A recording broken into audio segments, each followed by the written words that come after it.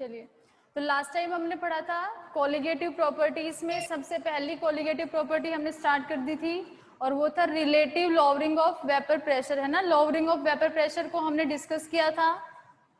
First colligative property हम पढ़ रहे थे relative lowering of vapour pressure, relative lowering of vapour pressure, ठीक है। या फिर क्या बोला था, lowering of vapour pressure of solvent on the addition of non volatile solute in it, है ना। Lowering of vapour pressure of solvent on the addition of non volatile solute. तो क्या था एक्सप्रेशन अपना, अगर हम लॉवरिंग ऑफ वेपर प्रेशर बोले तो यानी P naught minus P S will be proportional to X B, ठीक है। Relative lowering of vapour pressure अगर हम लिखे तो P naught minus P S upon P naught is equal to क्या है, एक्स बी। तो ये क्या है, relative lowering of vapour pressure, P naught minus P S upon P naught is equal to X B. P naught is the vapour pressure of pure solvent, P S is the vapour pressure of solvent in solution, और P not वही vapour pressure of pure solvent, और x B क्या होगा, mole fraction of solute, ठीक है। तो हमने इसमें डिस्कस क्या क्या किया था कि किस तरीके से कोलिगेटिव प्रॉपर्टी है और कैसे हम किसी भी अननोन सोल्यूट का मॉलिक्यूलर मास जो है इस प्रॉपर्टी को यूज करके कैलकुलेट कर सकते हैं, molecular mass of unknown solute. और लास्ट में हमने पढ़ा था इसका एक्सपेरिमेंटल डिटर्मिनेशन, है ना। एक्सपेरिमेंटल मेथड पढ़ा था ना हमने इसका, कि किस तरीके से हम experimentally relative lowering of vapour pressure को कैलकुलेट कर सकते हैं।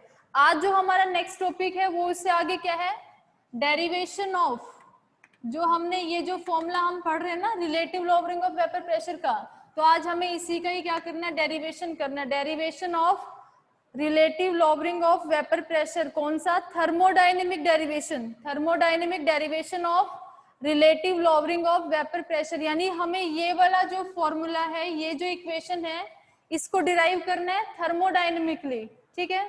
तो ध्यान से सुनना, बुक के अंदर कहीं कहीं कुछ मिस्टेक्स हैं बीच में, तो उनको आप लोग, जो मैं करवा रही हूँ आप लोग साथ में कंप्लीट नोट करना उसको, और फिर वहां से अपना करेक्ट कर लेना बुक में, या फिर उसमें से ही पढ़ लेना, ठीक है। तो बुक में करेक्शंस हैं कुछ, तो जो मैं करवा रही हूँ उसको ध्यान से देखना, उसको नोट डाउन करना साथ के साथ में, ठीक है। चलो स्टार्ट करते हैं, thermodynamic derivation of relative lowering of vapour pressure. तो देखो सबसे पहले हमने क्या बोला कि अगर मेरे पास में ये कोई प्योर सॉल्वेंट है, ठीक है, अगर ये मैंने कोई प्योर सॉल्वेंट ले रखा है तो इसका जो वेपर प्रेशर होगा कितना होगा, पी नॉट। अब इस सॉल्वेंट में हमने क्या किया, कोई नॉन वोलेटाइल सोल्यूट ऐड कर दिया, तो यानी हमने क्या बना दिया, इसका सॉल्यूशन, ठीक है। ये क्या है, अब अपने पास में सॉल्यूशन है, और इसका जो वेपर प्रेशर होगा, क्योंकि हमने क्या डाला है, सोल्यूट कैसा डाला है, नॉन वोलेटाइल। नॉन वोलेटाइल का मतलब सोल्यूट की एस्केपिंग टेंडेंसी बहुत ही कम है, यानी वो वेपर स्टेट में बहुत ही कम जाएगा, यानी उसके वेपर्स क्या होंगे, नेग्लिजिबल।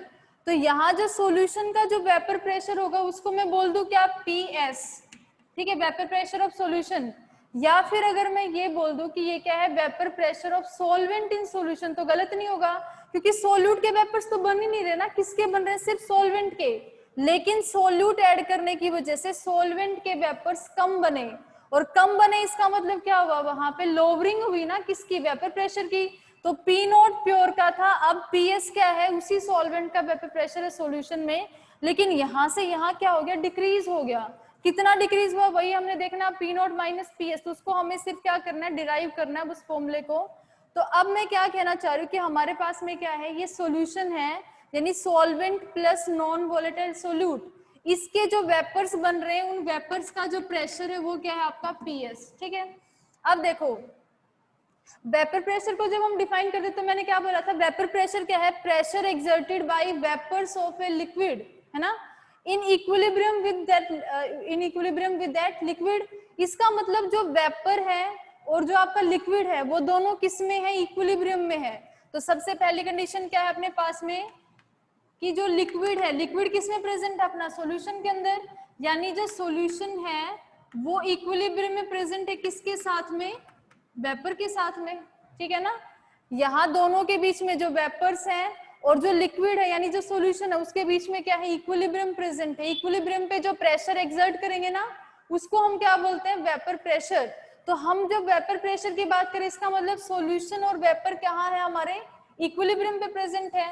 अब देखो अगर ये इक्विलिब्रियम पे प्रेजेंट है और कंडीशन क्या है कि टेम्परेचर और प्रेशर यहाँ पे क्या है, कांस्टेंट है, तभी तो इक्विलिब्रियम है ना। अगर हम टेम्परेचर प्रेशर को क्या करेंगे, चेंज करेंगे, तो इक्विलिब्रियम पे क्या होगा, डिस्टॉर्ट होगा, फिर वो किसी डायरेक्शन में क्या करेगा, किसी एक पर्टिकुलर डायरेक्शन में क्या होगा, उसकी तरफ मूव करेगा। ठीक है, तो ये क्या है, कांस्टेंट टेम्परेचर प्रेशर पे सॉल्यूशन और वेपर में क्या प्रेजेंट है, इक्विलिब्रियम प्रेजेंट है। अगर यहाँ इक्विलिब्रियम है तो अगर मैं बात करूं केमिकल पोटेंशियल, ये सारी टर्म्स मैं पहले डिस्कस कर चुकी हूँ। केमिकल पोटेंशियल क्या होता है, म्यू। ठीक है, किसके इक्वल होगा, करली जी अपॉन करली एन। ठीक है, करली जी अपॉन करली एन। अगर किसी भी ith कंपोनेंट की बात करूं तो क्या होगा, chemical potential of ith component is equal to change in गिव्स free energy on the addition of 1 mole of that component, यानी curly G upon curly N I at constant temperature pressure and composition other than ith component, यानी N J where J is not equal to I. ठीक है, तो अगर ये दोनों equilibrium पे हैं तो ये मैं ऐसा बोल दूं कि जो हमारा सॉल्वेंट है उसका जो केमिकल पोटेंशियल है वो भी क्या होगा, दोनों स्टेट में इक्वल होगा, यानी म्यू वन क्या होगा, chemical potential of solvent in liquid state, solution किस में था, लिक्विड स्टेट है ना आपका, is equal to mu one क्या होगा, chemical potential of solvent in vapour state. बोलो भाई, जो लिक्विड है अपना, हम सॉल्वेंट की बात करेंगे ना, क्योंकि सॉल्वेंट के ही तो वेपर प्रेशर में क्या हो रहा है, डिक्रीमेंट हो रहा है।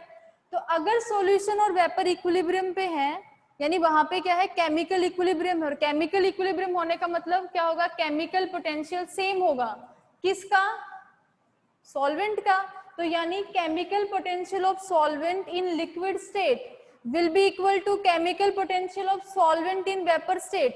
Here 1 represents solvent and 2 represent solute. जहां मैं 1 यूज करूंगी वो सॉल्वेंट के लिए होगा, 2 यूज करूंगी वो किसके लिए होगा, सोल्यूट के लिए।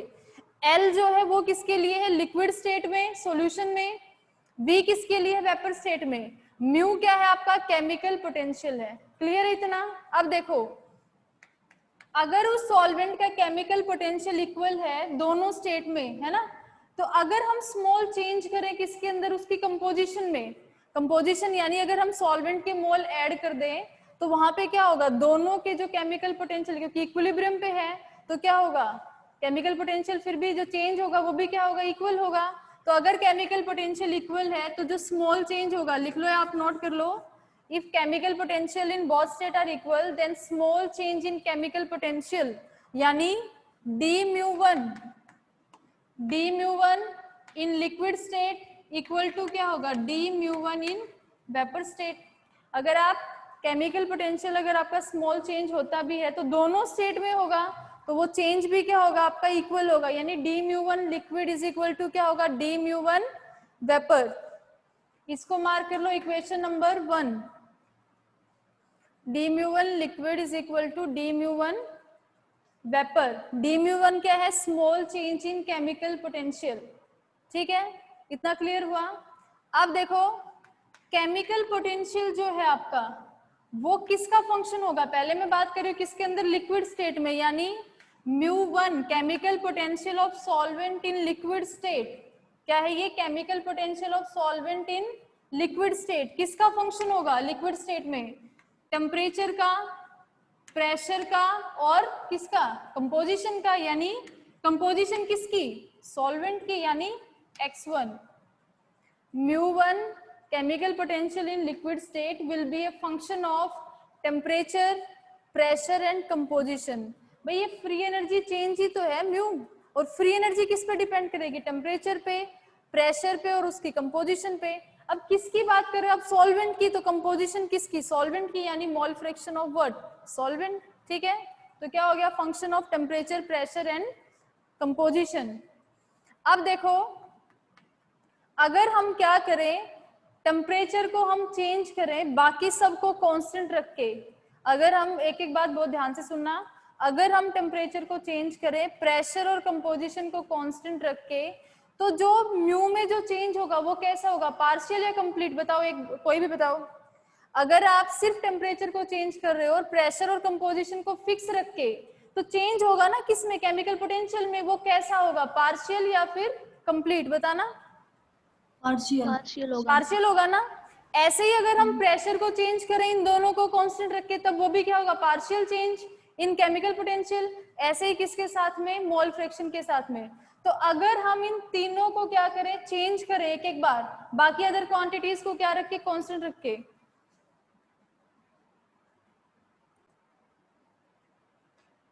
चलो भी, तो देखो अगर हम इन तीनों के अंदर हम क्या करें, एक एक को चेंज करें, बाकी दो को कांस्टेंट रख के, तो हमारे पास में क्या होगा, पार्शियल चेंज। और अगर हम उन सब का सम कर दे तो क्या आ जाएगा अपने पास में, total change in chemical potential.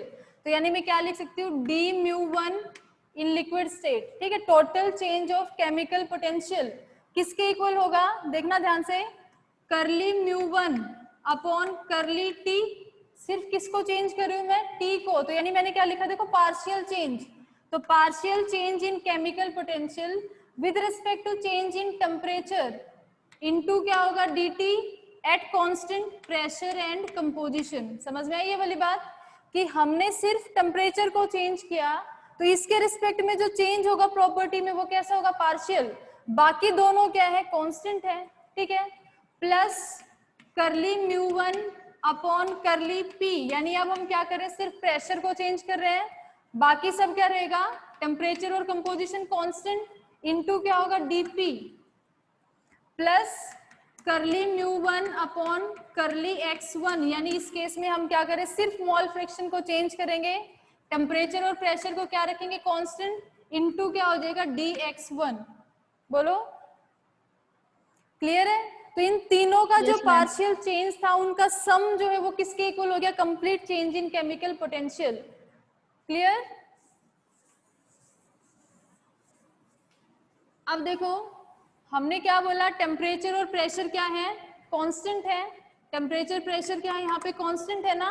तो अगर टेम्परेचर और प्रेशर कांस्टेंट है, तो डीटी और डीपी किसके इक्वल,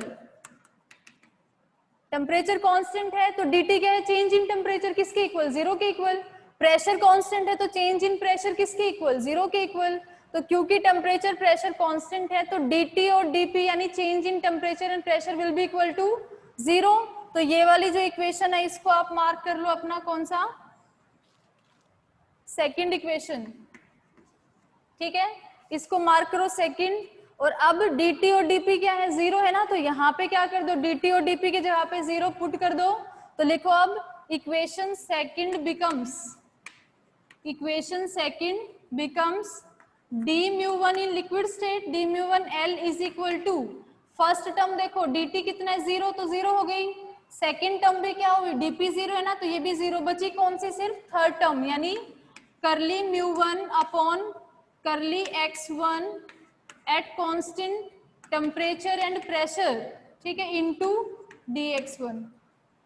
समझ में आया भाई, ये कंडीशन अपनी हो चुकी। इसके बाद में हमें पता है कि टेम्परेचर और प्रेशर क्या है, कांस्टेंट है। अगर टेम्परेचर और प्रेशर अगर कांस्टेंट है, तो dt और dp कितना, जीरो। पुट करो dt को जीरो, dp को जीरो, तो फर्स्ट टू टर्म जीरो बची। कौन सी, सिर्फ अपने पास में थर्ड टर्म। तो यानी क्या बचा, करली म्यू वन अपॉन करली एक्स वन इंटू dx1। बोलो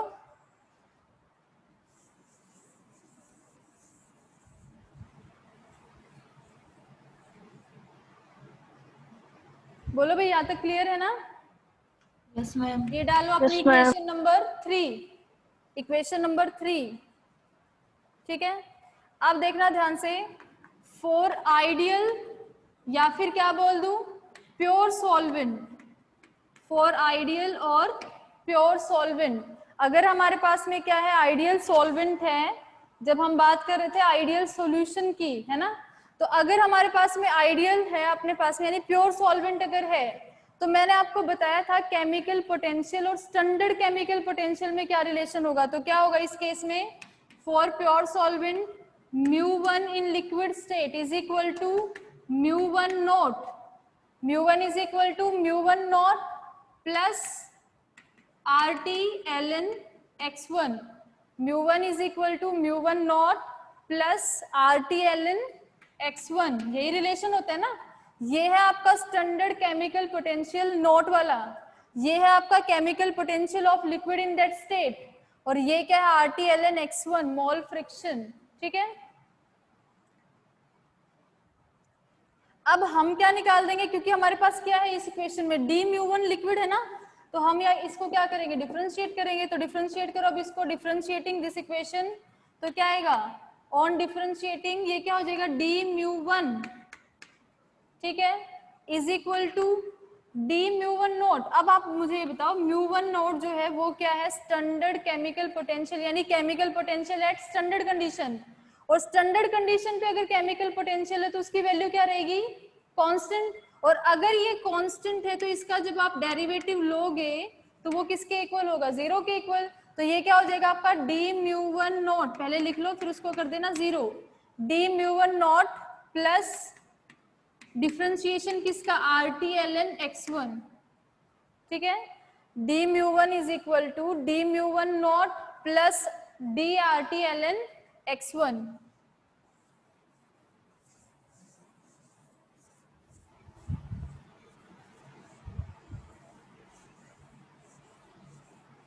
ठीक है भाई, तो इस इक्वेशन को क्या लिख दूं मैं, d(μ1 इज इक्वल टू, ये किसके इक्वल हो गया आपका, 0 के इक्वल, क्योंकि कांस्टेंट था उसका डिफरेंशिएशन कितना हुआ, 0।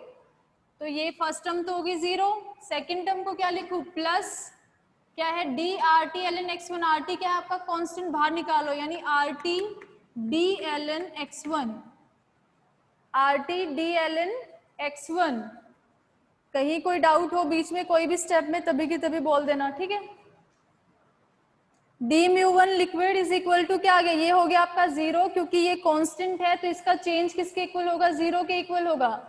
ये तो कांस्टेंट रहेगा ना, क्योंकि ये तो स्टैंडर्ड कंडीशंस पे है, कितना चेंज हो रहा है वो तो ये वाला बताएगा ना हमें। तो इसका डिफरेंशिएशन क्या होगा, RT कांस्टेंट था, बाहर निकाल दिया, डिफरेंशिएशन ऑफ LN(x1), ठीक है।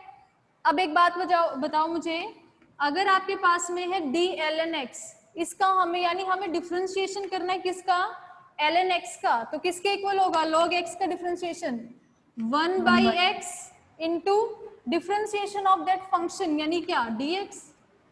बोलो log x का डिफरेंशिएशन क्या होगा, पहले देखो जो भी है आपके log के अंदर जो भी आपकी क्वांटिटी है पहले उसका क्या करो इनवर्स, तो क्या आ गया 1/x, फिर डिफरेंशिएशन ऑफ दैट फंक्शन किसका, x का, तो यानी क्या हो गया dx, तो किसके इक्वल हो गया ये dx अपॉन x के इक्वल, ठीक है ना। dx अपॉन x को हम क्या लिख सकते हैं, dlnx। तो यहाँ पे क्या लिख दूं मैं, d(μ1l is equal to liquid is equal to RT into क्या कर दे इसको हम dx1 अपॉन x1।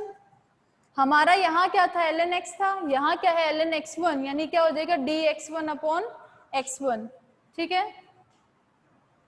ये अपनी इक्वेशन कौन सी है, 4th। Yes ma'am. चलो बता देना, क्योंकि मैंने तो ये रब कर दिया ना तो मुझे पता नहीं लगेगा।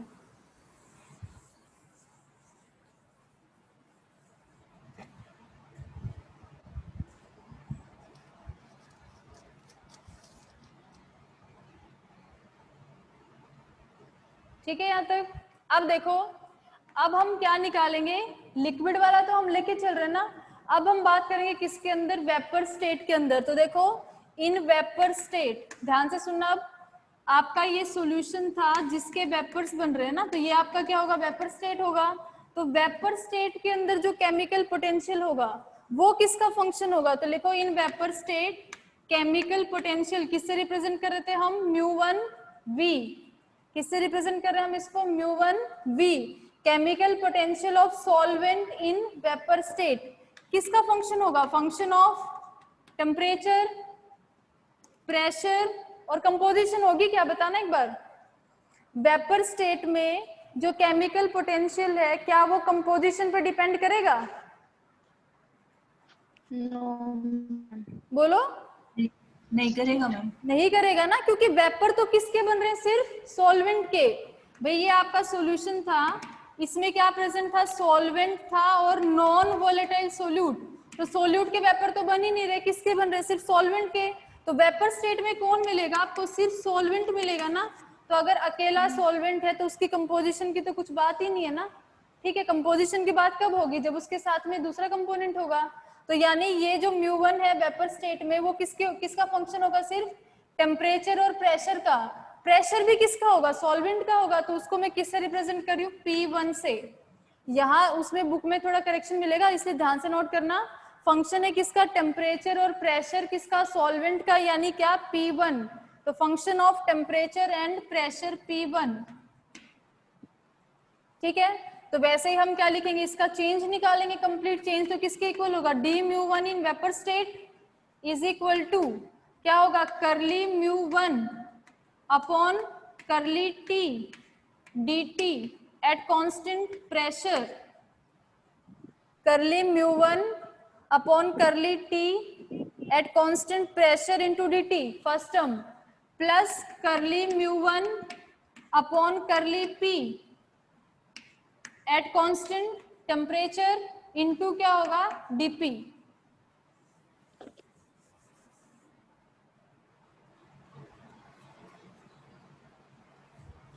dp1 इंटू dp है ये dp। ठीक है, change in chemical potential with respect to temperature at constant pressure plus change in chemical potential with pressure at constant, अच्छा P1 है ना, with pressure at constant temperature. ठीक है, करली P1 और इनटू क्या होगा, dp1। ध्यान से नोट करना, P1 और dp1 रखना इसको। Okay ma'am. चलो अब बताओ, अगर हम वेपर स्टेट की बात करें तो हम स्टार्टिंग में क्या लेके चल रहे थे कि टेम्परेचर और प्रेशर क्या है, कांस्टेंट है। लेकिन जब हम वेपर स्टेट की बात करेंगे तो क्या प्रेशर कांस्टेंट रहेगा सॉल्वेंट का, बोलो।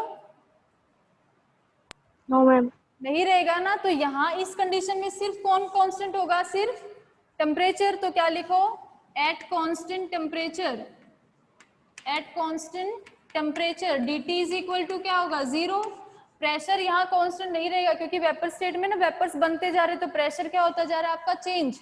तो जो प्रेशर है वो कांस्टेंट नहीं रहेगा, सिर्फ क्या होगा, टेम्परेचर कांस्टेंट। तो कंडीशन अप्लाई करो अपनी, तो dt क्या हो जाएगा, 0। तो फर्स्ट टर्म क्या बन गई अपनी, 0। इस इक्वेशन में फर्स्ट टर्म क्या हो जाएगी, 0। तो क्या आ जाएगा अपने पास में, d(μ1) vapour state is equal to 0 plus क्या होगा, करली μ1 इन वेपर स्टेट अपॉन करली, ये अपना नोट कर लो, करली μ1 v अपॉन करली P1 into dp1। First term हो गई 0, सेकेंड टर्म को एज इट इज इक्वेट कर दो।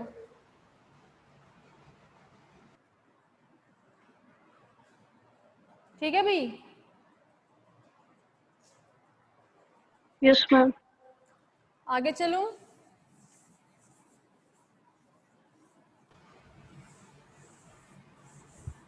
अब देखो, सबसे पहले तो मैं बताती हूँ कि इसको हमें क्या इक्वेट करना है और फिर वो कहाँ से आया, फिर वो एक्सप्लेन करती हूँ मैं।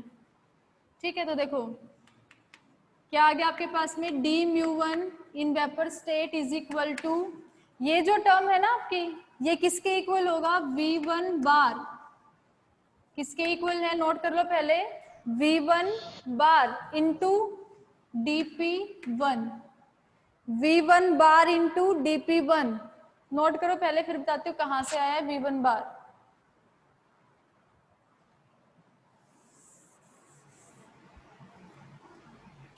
ठीक है, देखो क्या थी अपनी टर्म, क्या था, करली mu upon curly p at constant temperature into, यही था ना। इसी को मैंने v1 बार के इक्वल लिखा ना, आप ध्यान से सुनना एक बार। देखो म्यू क्या होता है आपका, करली g अपॉन करली n, है ना।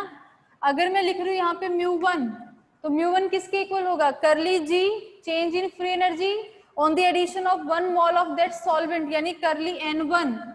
ठीक है, एट कांस्टेंट क्या होगा, टेम्परेचर, प्रेशर एंड कंपोजिशन। अब देखो μ1 की जगह पे पुट करो क्या, करली g अपॉन करली n1। तो इसको मैं क्या लिख दूं, करली अपॉन करली p, करली अपॉन करली p इंटू क्या है आपका, करली g अपॉन करली n1, है ना। करली बाई करली p, μ1 की जगह पुट कर दो करली g अपॉन करली n1। कांस्टेंट क्या है आपका, टेम्परेचर। यहाँ पे क्या कांस्टेंट आपका, टेम्परेचर कांस्टेंट है ना। तो अगर मैं इसको ऐसे लिख दूं, क्या था आपका, टेम्परेचर और प्रेशर कांस्टेंट था, चलो वो कंडीशन लगा देंगे।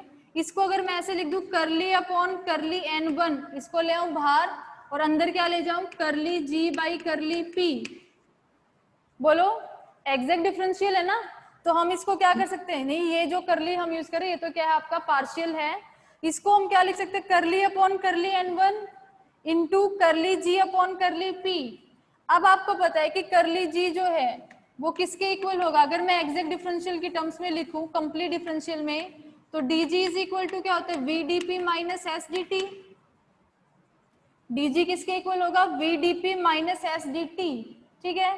तो यहां पुट कर दो क्या, vdp माइनस एस dt, और टेम्परेचर आपका क्या था, कांस्टेंट। टेम्परेचर अगर कांस्टेंट है तो dt कितना हो गया आपका, 0। टेम्परेचर अगर कांस्टेंट है तो dt कितना हो जाएगा, 0।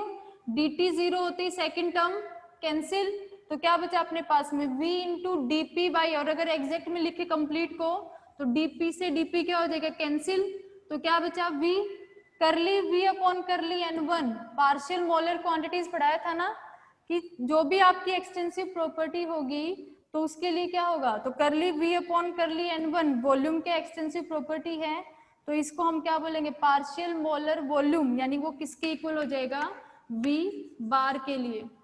नहीं किसके इक्वल हो जाएगा वो, v बार के इक्वल, ठीक है। हम किसकी बात कर रहे हैं, μ1 n1, ठीक है, तो क्या आ जाएगा अपना v1 बार, यानी क्या है v1 बार, आपकी पार्शियल मोलर वॉल्यूम। तो ये किसके इक्वल लिख दिया मैंने, v1 बार के इक्वल। जिसको नहीं समझ में एक बार वापिस से देखो फटाफट, देखो मैम ये पार्शियल वाले की जगह पे कंप्लीट वाले की वैल्यू क्यों रख दिया आपने। देखो हमारा क्या होता है, पार्शियल जो है, पार्शियल का मतलब हमारा क्या होगा, इनएग्जैक्ट है, ठीक है, स्मॉल चेंज, और डी अगर मैं लिख रही हूँ तो वो क्या होगा अपना कंप्लीट चेंज। तो आप पार्शियल में भी सोल्व कर सकते हो उसको, अगर पार्शियल होगा तो वहां पे भी क्या होगा, जो हम V D P minus S D T ले रहे हैं ना, तो वो भी क्या हो जाएगा, वी करली पी माइनस एस करली टी, और फिर करली पी से करली पी कैंसिल, और करली टी जो है वो किसके इक्वल हो जाएगा, 0 के इक्वल हो जाएगा, ठीक है ना। तो उसको आप पार्शियल में सोल्व कर लो, कंप्लीट को चाहे पूरा का पूरा पार्शियल के अंदर रखो तब उसको सोल्व कर लो। तो जब हम इसको पहले, सबसे पहले क्या है अपना μ1 जो है वो किसके इक्वल है, करली जी अपॉन करली n1 के इक्वल, ठीक है। यहाँ इस केस में कांस्टेंट क्या था, टेम्परेचर भी कांस्टेंट, प्रेशर भी कांस्टेंट, और इसके अलावा जो कंपोजिशन है वो भी क्या रहेगी, कांस्टेंट। सेकंड क्या है अपना, जो अपना ये जो हो गया, यानी करली बाई करली पी इंटू करली जी अपॉन करली n1। इस केस में क्या था, टीपी कांस्टेंट था, और बाहर क्या है आपका ओवरऑल टेम्परेचर कांस्टेंट। अब जब इनको चेंज करोगे, यानी करली अपॉन करली n1 इंटू करली जी बाई करली पी, तो क्या हो गया, अंदर कांस्टेंट हो गया क्या, टेम्परेचर, और ओवरऑल जब करोगे तो कांस्टेंट क्या हो गया, टेम्परेचर एंड प्रेशर। अब करली जी किसके इक्वल हो जाएगा, v करली p माइनस s करली t, s करली t, और यहाँ देखो टेम्परेचर क्या आपका कांस्टेंट, तो करली टी कितना हो गया, 0, तो ये सेकंड वाली टर्म हट गई यहाँ से, तो क्या बचा अपने पास में v करली p बाई करली p, और ये क्या हो गया कैंसिल, तो क्या बचा v, ठीक है। अब कांस्टेंट क्या है, टेम्परेचर, प्रेशर और कंपोजिशन। कंपोजिशन भी हम लिखते हैं कि n1 1 के अलावा, यानी जो सेकंड थर्ड जो भी कंपोनेंट प्रेजेंट है वो। अब करली v अपॉन करली n1 ये किसके इक्वल होगा, पार्शियल मोलर क्वांटिटी हो गया ना, तो ये किसके इक्वल होगा, n1 है ना, तो यानी क्या होगा आपका v1 बार। बार किसको रिप्रेजेंट कर रहा है, पार्शियल मोलर क्वांटिटी को। कौन सी क्वांटिटी है, वॉल्यूम, तो ये क्या बन गया, पार्शियल मोलर वॉल्यूम। बोलो यस मैम। तो ये जो क्वांटिटी है किसके इक्वल आ गई, पार्शियल मोलर वॉल्यूम के इक्वल, v1 बार के इक्वल, ठीक है। बोलो क्लियर हुआ या नहीं, ये वाला चीज समझ में आई या नहीं कि हमने कैसे सोल्व किया इसको। पहले ये जो अंदर वाले पे जो थे, देखो जब हम केमिकल पोटेंशियल लिखते हैं तो क्या होता है, change in free energy with respect to change in number of moles at constant temperature, pressure and composition other than that component. तो अगर हम तो बाइनरी सॉल्यूशन पढ़ रहे हैं ना, तो दूसरा कंपोनेंट अपना क्या होगा, N2 होगा, ठीक है। तो ये अंदर वाला जो था उस पे लग रहा था TP और क्या N2 कांस्टेंट, और बाहर जो है आपका डिफरेंशियल उसके रेस्पेक्ट में क्या था, टेम्परेचर कांस्टेंट। जब आप इनको इंटरचेंज करोगे तो टेम्परेचर कहाँ आ गया अंदर, और ये वाली कंडीशन कहाँ चली गई बाहर। तो पहले आपने करली जी बाई करली n1 नहीं, करली जी बाई करली p को सोल्व किया, उस केस में क्या था, टेम्परेचर कांस्टेंट था, तो एस डी टी 0 हो गया, बचा क्या, v कर ली p अपॉन कर ली p, तो वहां से क्या आ गया, v आ गया। अब ये वाली कंडीशन तो हट गई, अब क्या बची, टेम्परेचर, प्रेशर और N2 कांस्टेंट, तो कर ली v बाई कर ली N1 eight constant temperature, pressure and composition क्या होगा आपका, पार्शियल मोलर वॉल्यूम किसकी, सॉल्वेंट की, यानी V1 बार। तो हमने क्या किया, इसको रिप्लेस किससे किया था, V1 बार से। बोलो भाई, इतना क्लियर आप लोग को? Yes ma'am. Yes, ma'am. है अपनी कौन सी इक्वेशन नंबर 5, तो ये उसमें सॉल्व करके नहीं दे रखा आपको, डायरेक्ट ही V1 बार से रिप्लेस किया हुआ मिलेगा उसके अंदर, बुक के अंदर, ठीक है। तो अब आप लोगों ने नोट कर लिया होगा किस तरीके से ये सॉल्व हुआ। अब देखो V1 बार क्या है, आपकी पार्शियल मोलर वॉल्यूम है किसकी, सॉल्वेंट की। अगर हम बात करें बहुत ही डाइल्यूट सॉल्यूशन अगर हमारे पास में हो, यानी for very dilute solution, for very dilute solution, अगर सॉल्यूशन बहुत ही डाइल्यूट है, इसका मतलब क्या हुआ कि वहां पे सोल्यूट की अमाउंट क्या होगी आपकी, बहुत ही कम होगी इन कंपैरिजन टू सॉल्वेंट। अगर सोल्यूट की अमाउंट बहुत ही कम है, नियरली 0 के इक्वल है, यानी नेग्लिजिबल है इन कंपैरिजन टू सॉल्वेंट, तो हम क्या कह सकते हैं कि जो V1 बार है ना, partial molar volume of solvent, वो किसके इक्वल हो जाएगा, V1 नॉट के इक्वल, यानी जो प्योर सॉल्वेंट है ना उसकी वॉल्यूम के इक्वल, यानी molar volume of pure solvent, molar volume of pure solvent. ध्यान से सुनो, अगर हमारा सॉल्यूशन जो है वो बहुत ही डाइल्यूट है, अगर बहुत डाइल्यूट सॉल्यूशन है, उस केस में क्या होगा, डाइल्यूट का मतलब सोल्यूट बहुत ही कम अमाउंट में है और सॉल्वेंट क्या है, एक्सेस में। अगर सोल्यूट बहुत ही कम है तो मैं क्या कह सकती हूँ कि जो सॉल्यूशन है वो कैसा है आपका, प्योर सॉल्वेंट है।